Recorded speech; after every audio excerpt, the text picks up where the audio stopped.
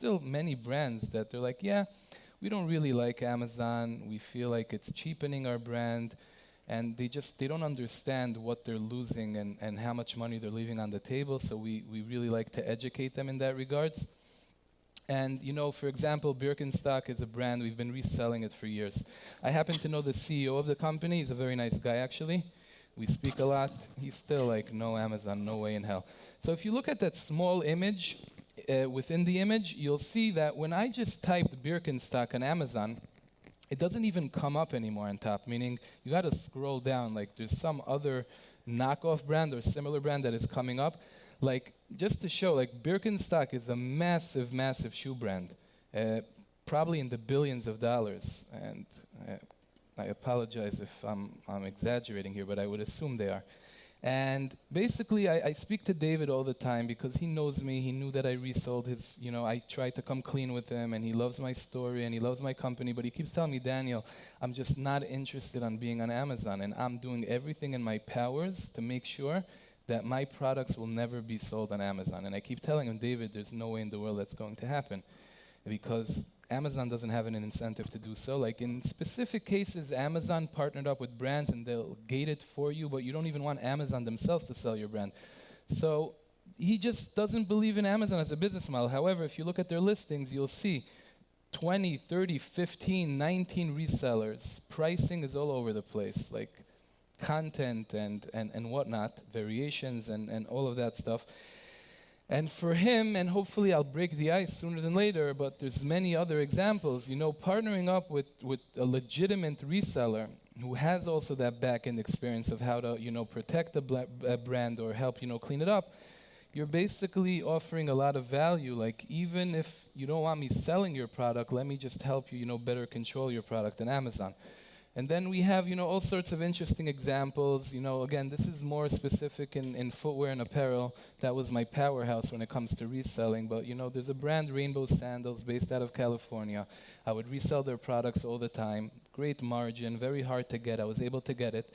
And at one point, they decided to, put an end. So they would, they would put like these special traceable barcodes, not only on the boxes of the shoes, but also like in the sole of the shoe, where you couldn't even remove it, right? Like, I'm sure many of you guys have all sorts of crazy techniques to remove like RFIDs and stuff like that. So they caused you not to be able even to remove it. It was like engraved in the sole of the shoe.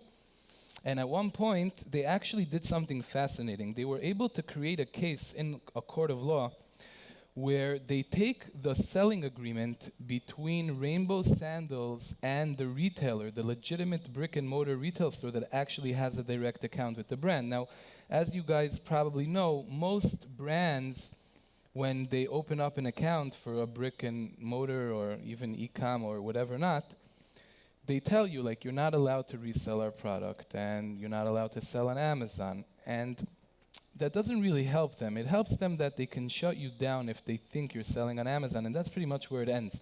But it was almost impossible back in the day to drag you to court because they were selling to you product and you resold it on Amazon. Meaning their only case would be, okay, no problem, I'm selling on Amazon, shut me down.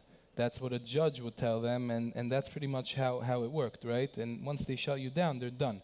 But now a lot of things changed in that regards as well. So they were actually able to drag us to court based on taking the contract between them and the retailer, who had a direct account, which happened to be controlled by a company that is associated with me, but not directly under my name. And basically, they took that contract, combined it with me selling their products on Amazon, and they were able to convince a judge that for itself is something that will give them the ability to sue me for all their ungained profits of, the timeline that I was selling their products on Amazon, which is very, very fascinating. But like I said, brands are becoming smarter and better, and, they have these law firms right now that are just all over the place. Once upon a time, it was just a letter, which I have like probably thousands of them, and the second they would arrive, I would just put it like in a photo album that I bought one day, so I just have a memory of all of that. But today it gets much more aggressive than that. So that's just one interesting example with Rainbow.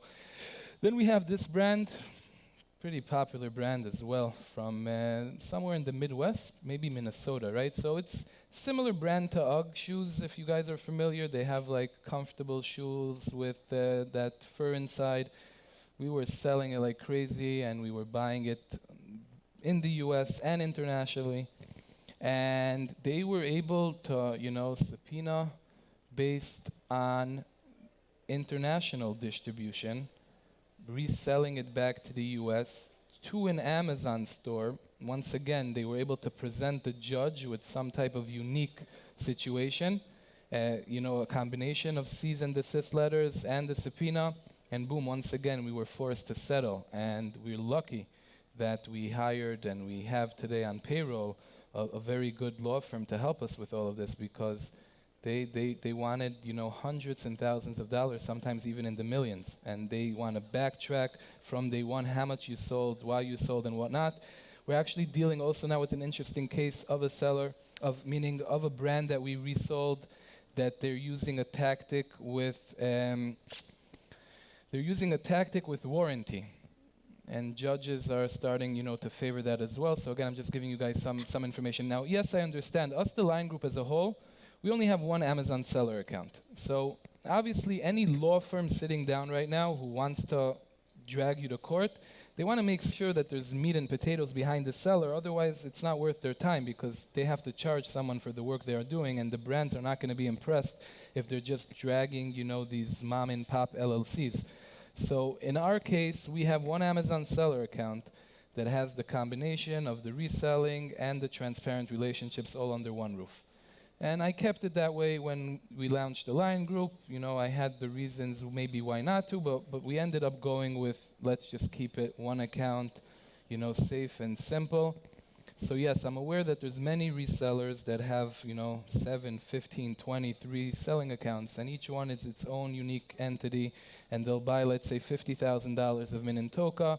They're going to split it now between 3, 4 Amazon accounts, so they're causing a lot of confusion for the brands to even understand where the merchandise came from. And then, of course, legal firms looking at these standalone entities, they're like, okay, we're not really going to drag them to court, because even if we win, what are we going to get here? So I'm sure they're all aware of that as well, and somewhere in the near future, unfortunately, they're going to be able to create a lot of madness and tension in that area as well. But again, I just wanted to give my 2 cents in that regards, because I know that many resellers, use multiple selling accounts, but I don't think that that's a good enough reason to say, okay, let's just keep doing what we're doing and everything is going to be fine, because again, as you guys see, the brands are just becoming very, very aggressive. Hey Dude is another interesting example, less on the legal side yet, but this is more actually on, they were doing amazing, meaning it's an amazing shoe brand that grew like crazy. And Crocs, of course, bought them not too long ago. But during that process, they didn't share that information with anybody, and they all of a sudden became very easygoing, both in the United States and internationally, allowing people to buy as much as they want. And it was a hot-selling brand. It still is. However, the market all of a sudden gets flooded because the whole world was buying Hey Dude. And people are sitting on millions and millions of dollars of inventory, and the price just drove down like, the stock market in the last month or so. And it's a big problem, right? Because now you're a reseller, you allocated, many people take loans from friends and family or Amazon lending, whatever the case may be.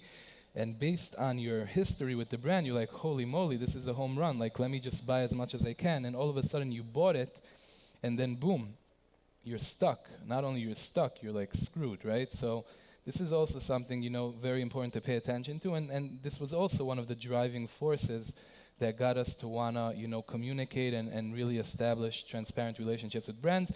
And then, of course, Ralph Lauren, I always say this, Ralph Lipschitz, he's actually a Yid, great guy. I bought my house from Ralph Lauren, meaning that was my #1 brand from day one. Like American Place across the street, those 400 shirts was like my marriage to the industry, because in the last 12, 13 years, that was always my #1 brand, both on a wholesale level and then, of course, Amazon. And you know what? All of a sudden, Amazon decided to gate the brand. And they didn't really give you notice. I think we got an email 2 weeks before the date that they decided to gate, and they're like, oh, by the way, from this point on, the brand is gated. There's nothing you can do about it. Now, we happened to be very lucky because at that point, we got lucky. Yeah, we smelled, we sensed that it's going to happen, so we were with a very, very low inventory level that literally by the time it got gated, we basically had nothing left in stock. But once again, my biggest brand for years, over a decade, all of a sudden, not only I can't do anything with it, but the party is over. So I'm sure many of you are familiar with this. And again, I know I'm more sharing about apparel and footwear, but it exists in every single category. This is actually a company based out of Holland. So once again, hi Adina. I know I was talking for a very long time. Yeah, no, that's great. So amongst many challenges that Daniel just mentioned in transforming or engaging in a transparent conversation with some of these popular brands, there is this other challenge where the company doesn't really care about making a lot of money. They care about their values. And if you know anything about Europe and particularly the Netherlands, they're not greedy. It's really not capitalism as it is, as you would see it here in the United States. What was important to this particular brand is their own values. Their values do not align with Amazon's values. They don't want to participate with anything that has to do with Amazon. They don't want to support it. And in their own words, even if this means losing millions of dollars in this business opportunity, they are not willing to support and participate because Amazon is against their values. They don't support how Amazon really treats their employees and so many other things that they do not agree with. So how do you get around this? I met with them in the Netherlands, and really the way I saw it is that they're really not supporting Amazon. They're actually partnering with a small business like us. And the main reason to partner with us is because their brand is on Amazon anyway. There are 14, 15 different sellers. They're actually tarnishing their brand. They are beating down the prices. They're not keeping at MAP. And they're actually going against all of the secret values because they don't share the brand voice. They don't share the brand values. Secret as a brand is all about the customer experience. And that customer experience currently does not translate on Amazon because no one has taken ownership of the brand itself because they won't allow it. But the brand is already on Amazon. So going on to the next slide, your brand is on Amazon, period, whether you like it or not. Going back to Birkenstock, Ralph Lauren, Secret, your brand is on Amazon. So if you choose not to partner with anyone, you're not doing anything else but damaging your image.